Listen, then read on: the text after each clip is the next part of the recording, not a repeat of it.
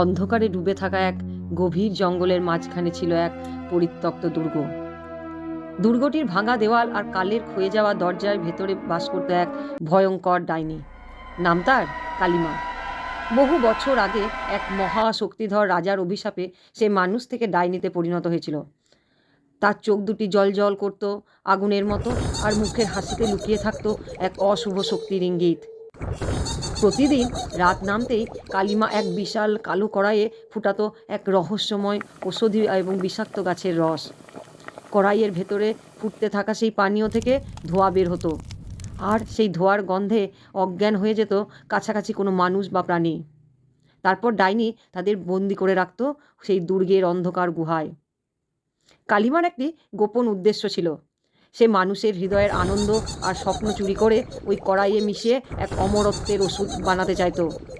বিশ্বাস করত সেদিন যেদিন ওষুধ সম্পূর্ণ হবে, সে আবার এক সুন্দর যুবতীতে রূপান্তরিত হবে এবং রাজপ্রাসাদের সিংহাসনে বসে গোটা পৃথিবী শাসন করবে।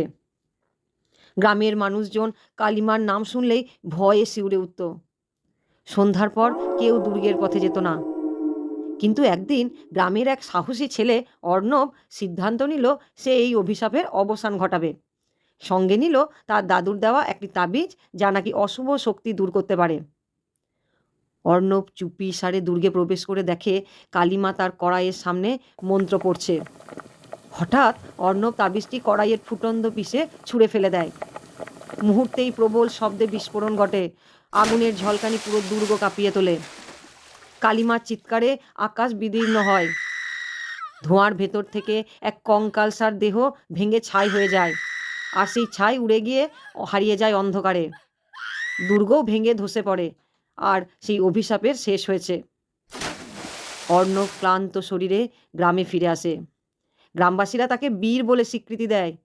সেই থেকে জঙ্গলের মাঝে সেই দুর্গের জায়গাটা ফাঁকা পড়ে থাকে। তবে পূর্ণিমার রাতে মাঝে মাঝে শোনা যায় এক মৃদু কণ্ঠস্বর, আমার কড়াই এখনো খালি রইল। আমার বলা গল্পগুলি যদি আপনাদের ভালো লাগে তাহলে প্লিজ লাইক, শেয়ার আর সাবস্ক্রাইব করে দেবেন।